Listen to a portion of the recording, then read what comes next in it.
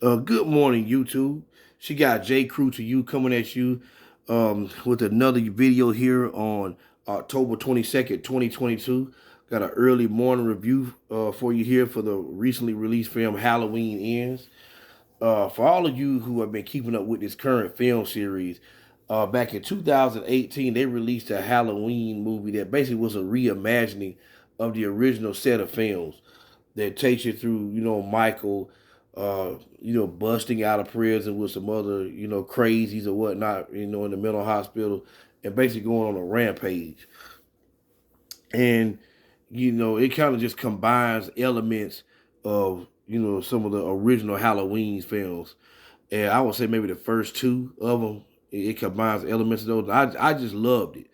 I actually really loved that movie, and I thought the filmmakers did a great job of sort of just bringing all that together and sort of giving you something new to look at. Based upon a older sort of interpretation, or should I say, the original interpretation of Halloween. And so they basically took the best elements, and say, hey, let's just put our own little spin on it, and it was cool. I really liked it. Then what last year they released Halloween Kills, and that was pretty good. I think the original movie from this current film series from 2018 was still better than Halloween Kills. And I think I actually posted my film review of Halloween Kills last year after it was released. So if you've been subscribed to my channel for a while, you might want to go check that out. Well, like I said, last week they just released Halloween Ends, which is the ending film in this current trilogy, and it's meant to sort of sew up and tie up any loose ends of the Halloween film series that began in 2018. But what people have already noticed, if in case you've already been from tracking some of the online reviews, that it was a bit different other than what you were expecting. You can tell they took some chances with this film, and they wanted to take it in different directions, which was kind of surprising, because you were thinking to yourself, well, this is kind of late in the game that they would want to do something like this. Why would they want to make certain narrative changes that were kind of against what certain characters, mainly Michael Myers, would normally do in situations like these? And number one, with this film, of course, you have your normal star of all these movies, Laurie Strode, portrayed by the seemingly forever young Jamie Lee Curtis. I don't know how old she is, but she's been around since the '70s. But she plays Laurie Strode, and with Laurie Strode in this film, they show you a different side of her, because in the first two uh, current films in this series that started in 2018, Laurie Strode was more or less like this lady who was recovering from PTSD. She basically had been waiting on Michael Myers to come back for, like, what was that, 40 or 35 years, and basically declare war on him. She basically had her house set up like with a bunch of booby traps and all this kind of stuff. She had guns everywhere. And so she was a rough edged woman who was battling PSD, who basically was waiting on Michael to come and get him. But in this film, they portray her in a bit of a different way. She's kind of a lady who's kind of, gotten over it to an extent. She, has she's they're showing a brighter side or a chipper side of her personality. Keep in mind, at the end of the last movie, Halloween Kills, they killed Jamie Lee Curtis's daughter, who's the mother of her, of course, the granddaughter. The granddaughter is alive in this film, and but the mother was killed at the end of the last film. And to be honest with you, when I first saw the ending of the last film, I was like, did they really kill her, or was that like just a dream sequence? But apparently, as we find out, she really was killed, because we don't see her anywhere in here. But like I said, Jamie Lee Curtis is basically living with her granddaughter Allison, who was in the previous two films, and she's kind of moving on. She kind of tells jokes. She's trying to rekindle the relationship with one of the police officers. I believe his name was Ben or something like that. I may have his name wrong. But one of the police officers that has been in the first two films. She's kind of rekindling something like a romance with him, and she's basically moved on. But as I indicated initially in my when I started this video, they make certain narrative choices that are very weird about this film. As you can see on my screen right now, let me address my screen. With this film, narratively, they choose to focus on a new male lead, and it's kind of surprising. And it's a guy by the name of Corey Cunningham. And matter of fact, at the beginning of this film, and I should have said this when I first started my review, it contains spoilers. We found out Corey has something tragic that happens to him. I think it's probably like a year after the original massacre occurred. I think they said it was Halloween 2019 in the film, if my memory serves me correctly. What happens is that Corey it goes to these people's houses. He goes, excuse me, to this one couple's home, and he's babysitting their son, Jeremy, and on Halloween Eve, and Jeremy is just being a kid, during this evening, as we come to find out when the parents leave to go out to like a Halloween party, a costume ball or whatever, Corey is left at home, watching TV and just babysitting their baby son named Jeremy. I think even when they show them in one part of the scene watching TV, they're watching the movie The Thing on television. And I think Corey was kind of grossed out by the thing. And what happens is that Jeremy decides to go play a game of hide and go seek, but he just doesn't tell Corey about it. There's a part of that scene where Jeremy kind of disappears. He kind of runs throughout the house, and he kind of puts down, I think, a mask that he was wearing or he was thinking about wearing. He puts down a big old knife on the staircase, and it's basically kind of unnerving Corey as Corey goes to look for him. Because he's like, oh my God, what's going on here? Keep in mind, this is Haddonfield, and they've had all these issues going on with Michael Myers. They were like, is Michael Myers back? Is he trying to kill me or something? This is what Corey is thinking. Corey eventually goes up to their attic, and when he goes to the attic, the door slams behind him and it's locked. And when this happens, Corey starts banging on the door, and we find out that Jeremy is standing outside the door. He's just trying to kind of play a prank on Corey. And what happens is that, and this is where the tragedy occurs, they're kind of like at the top floor of the house, as you can imagine. There's an attic up there, but there's like a big old center area of the home that kind of goes straight down to the floor from the stairs. So what happened is that Corey starts kicking the door and beating on the door, and Jeremy standing right outside this door, mind you, as I just said. So when Corey kicks open the door finally, it hits Jeremy and it knocks Jeremy all the way down to the center of this house. So he basically just falls from the top of the stairs to the center of this floor, and he lands on the back of his head, and it kills him. So it was a tragedy that occurred. Corey really didn't mean anything by it. It was just an accident. And we find out that Jeremy dies, and Corey basically is basically kind of villainized, with this incident rather, as the film goes on. Because originally when Corey first got to the house, I think when he was talking to the parents, I think he was talking about he wanted to be an engineer or something. He was getting ready to go to college or something, because I think he's in high school. And after this tragedy happens, the movie picks up maybe like I think a year or so later, and we find out that Corey is working at his dad's junkyard, like an auto body shop. And what happens is that Corey is still kind of dealing with sort of like the remnants, excuse me, of that issue. He encounters kids that he went to school with, and this is where this movie gets kind of weird from a narrative standpoint, and it looks kind of stupid.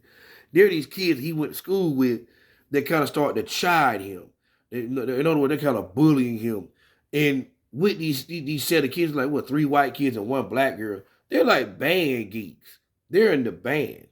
And you're like, they're choosing this group of kids to sort of like pick at Corey and sort of create a life of living hell for him.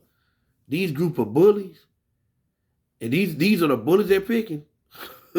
It's just kind of weird to see, them pick band geeks as part of the select group of people that begin to harass Corey about not only just being kind of like a weak and mild and mannered kid, but about what happened with him and that young boy. And as we come to find out, when they're in the middle of picking at Corey, uh, I think one of them mentions that he got off. He got off the case, meaning that they didn't convict him or anything. At least from what I remember, I don't think he caught a conviction, so he was able to escape a conviction. But he still villainized instead of just pariah. At the same time, and continuing along with Lori's story, Lori is she kind of goes to the store and she runs to that police officer guy that I was talking about at the beginning, and she kind of makes conversation with him inside the store. As she's leaving, we see this black lady along with, I guess, a family member of hers. And the family member of hers is kind of like in this wheelchair, and she's kind of had this big old sort of like bandage around her throat. But what you notice is that if you saw Halloween, if you saw what was that, the original Halloween, it's the black lady that was married to that white guy who you thought was killed in that house. If you can remember, there was this scene where they show Michael actually taking a long walk inside this couple's house. It's a black lady and her white husband. He kills the white husband, and they make you think he kills the black lady. But as we see with this current scene in Halloween Ends, she's not dead. And so it's kind of a surprise they throw in there. Anywho, this black lady who's with this lady who was almost killed begins to blame Lori. Somehow, some way, they begin to continuously kind of blame Lori for being the reason that Michael came back and hurt her family member. And as a result, Lori's kind of bothered by this because keep in mind that she's been kind of chipper in this film, and but when this happens, she kind of just walks it off, and she's kind of upset. I don't know if this is the same day. This may be a different day, but Lori goes to the store and she actually run into these group of kids, them band geeks, kind of harassing Corey, and she kind of basically makes them leave, and she begins to introduce herself, and she kind of introduces herself to Corey, and when this happens. I want to say they maybe they had been not really fighting, but just kind of mild pushing. And what happened is that Corey goes to this hospital because I think he was injured by some glass that kind of cut his hand or something. And he meets the granddaughter, Allison. And Corey kind of, begin to talk with Allison, and they begin to kind of strike up a, sort of like a friendship, and they kind of become boyfriend and girlfriend for a minute in this movie as the movie goes on as a result of that. Once Allison kind of talks to Corey, there's an introduction there. They kind of all get together, I think at Lori's house one day, and Allison ends up inviting Corey to a Halloween party. And what happened, this is where another portion of this film that gets kind of weird to me is that when Corey is at this Halloween party with Allison, they're really having a good time. They're dancing, they're just enjoying the occasion. Corey literally bumps into the kid's mother that he kills at this party, and I'm sitting there looking like, how do you run into somebody that much older at a party? Because I'm thinking, because they got this lady looking like she about her late 40s or something in this film, and Corey and Allison, like they're like late teens, early adults. I mean, young adults or whatever. And they run into Jeremy's mother, and when she sees Corey, she gets very upset, and she tells them basically get the hell on, and you made my life a living hell by killing my son. And he walks out of the party, and Allison kind of chases after him. And in the process of leaving the party, Corey gets upset. He kind of gets upset with Allison. Why are you subjecting me to this? You know, why am I being put through this? And by the way, the screenshot you see, that's Corey and Allison right there. And and what happens is that Corey begins to walk away, and he encounters you know he's walking away literally. I guess he's on his way to walking home. He encountered these bullies again, and they literally attack him. And what happens is that when Corey gets attacked, he's literally knocked off of this little bridge that you see in this little photo right here, and he's knocked down into like this sewer area.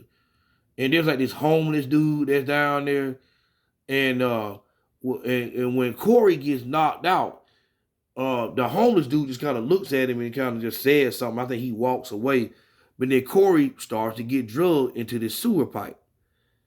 And when he gets drugged into the sewer pipe, you find out it's our boy Michael Myers is waiting on him down there. So apparently, since Michael has been done with his killing spree, he's been hiding in the sewers down there. And this is where this movie gets kind of weird at. As I told you all, they kind of go against the nature of what Michael really is. And this is the beginning of this. Instead of killing Corey, as we see, Michael, he's always been fashioned as this supernatural human being who's almost unkillable. He's pure evil.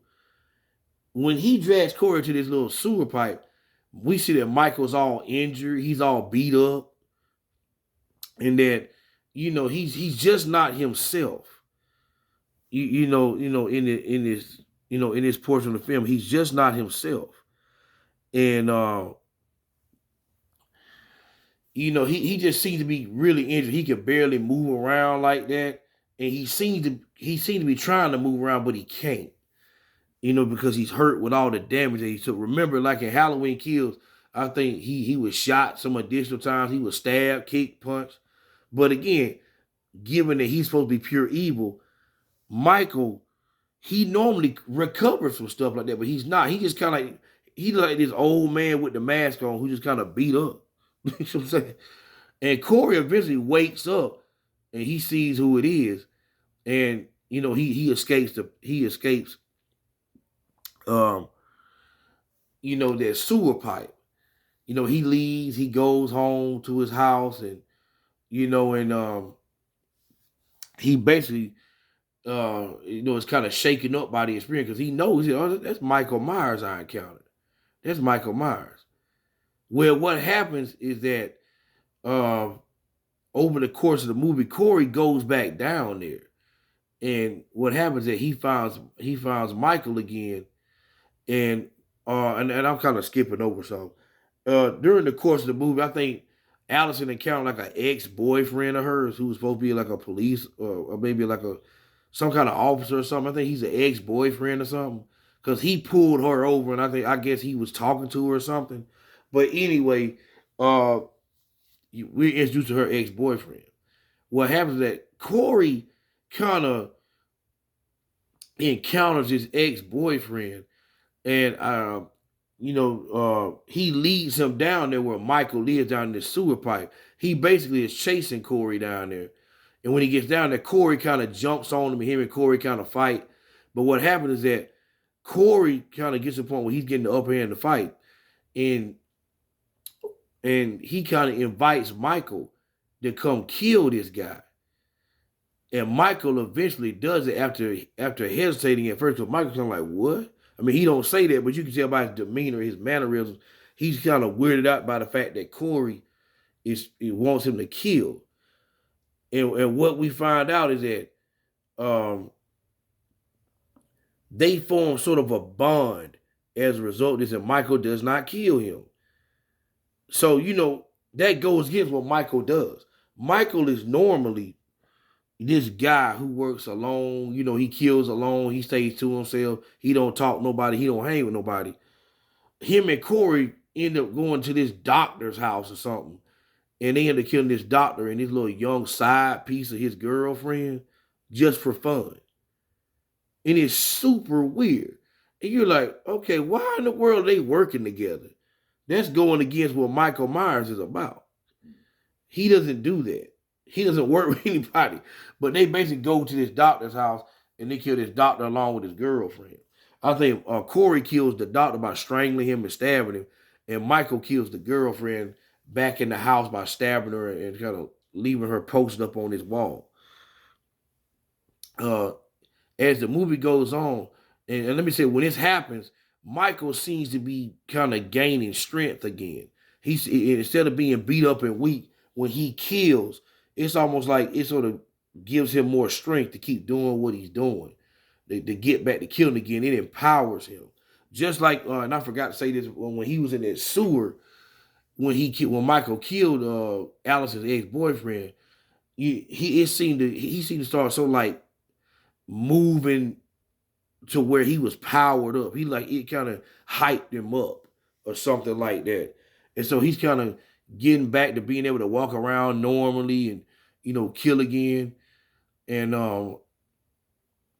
and so like I said, going back to the scene where he kills the doctor, once that happens, Corey goes back to this empty house that I guess he's been staying in because he at this point in the film he's become estranged from a lot of people. He's basically lost his mind. He basically is figuring out it's kind of becoming Michael Myers in a sense in his own mind. Matter of fact, when he go back to this abandoned house, I think Lori happens to be there. I think she kind of, since they got to know each other, she just kind of figures he's going to be there. She talks to him, and she notices that he's kind of a disturbed young man. He seems to be going crazy. But I don't think, but Corey doesn't listen to her. She's trying to talk to him and reason with him, but he doesn't really listen. As a result, getting towards the end of the film, Corey ends up going and killing this disc jockey guy. Down there in Haddonfield, they had this brother, this black dude, who was a disc jockey, and Corey ends up going on there and killing him. Matter of fact, I think early in the movie, he had encountered this disc jockey when he was kind of first with Allison, when he was first with her. And the disc jockey was pretty much being like an a-hole to him. He's like telling him to get the heck on up out of here. What are you guys doing here? And he's telling him to get away from his building. And so Corey remembered that. He comes back, and it's the most brutal kill of the film. Corey just kills this guy. He just stabs him all over the place, and he literally cuts out his tongue and places his tongue on this spinning record player, and his tongue is just spinning around. So you kind of laughing, you're like, "Ugh, that was hard, right there. That was hardcore." But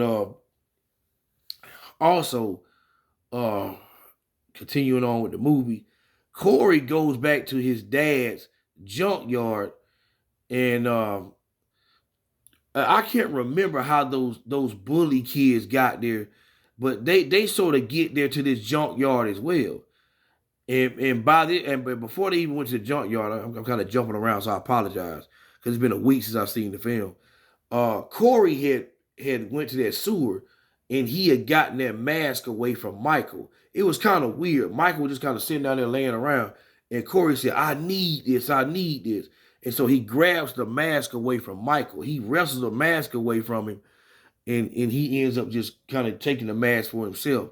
And he goes to his dad's junkyard. When he goes to his dad's junkyard,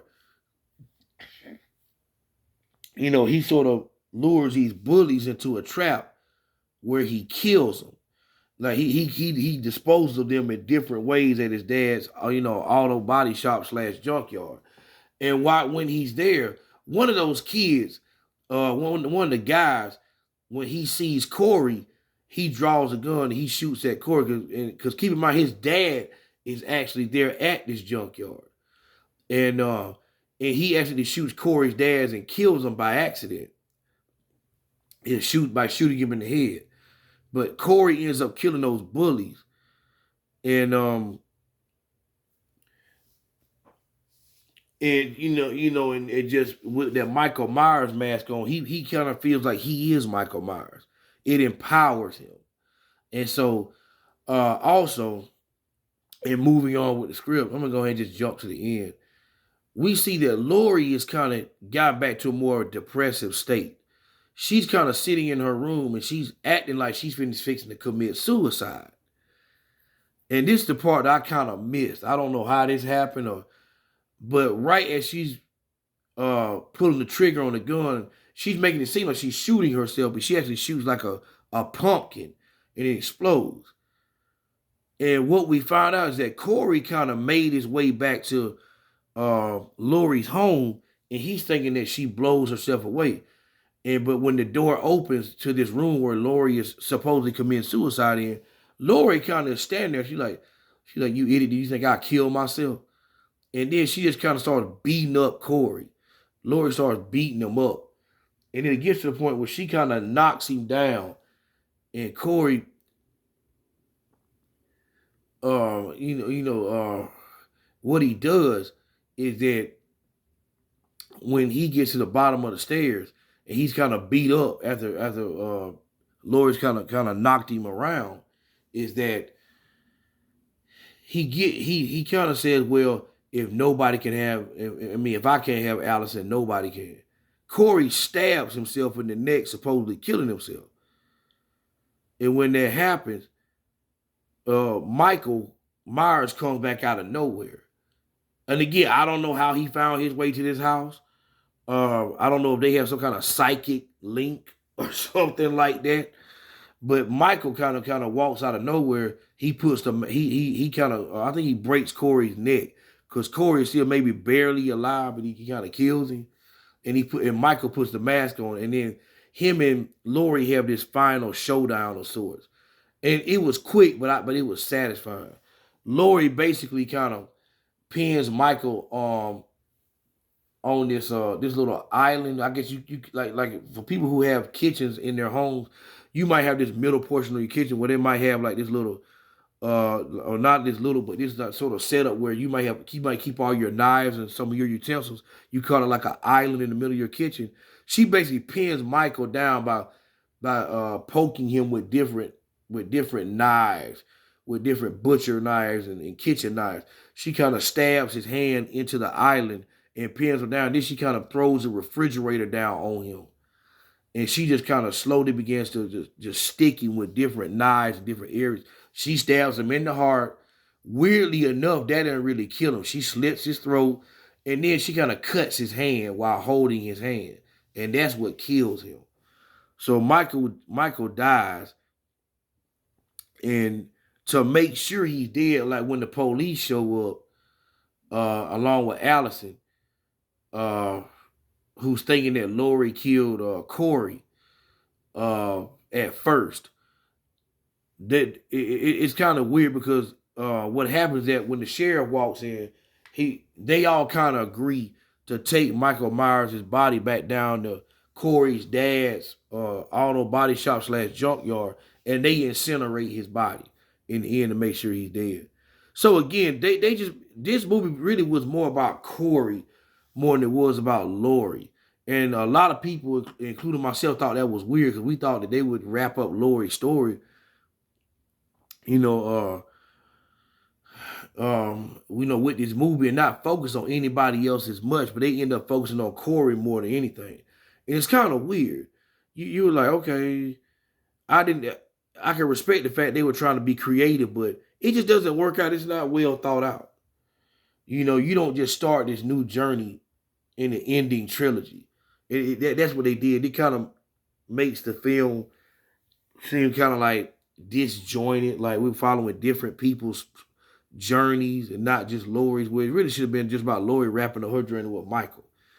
But either way, the film was just okay to me. I like the first two way better than this one. Those creative choices were making Michael weaker, with them showing how damaged he was and how he couldn't move around too well in that sewer.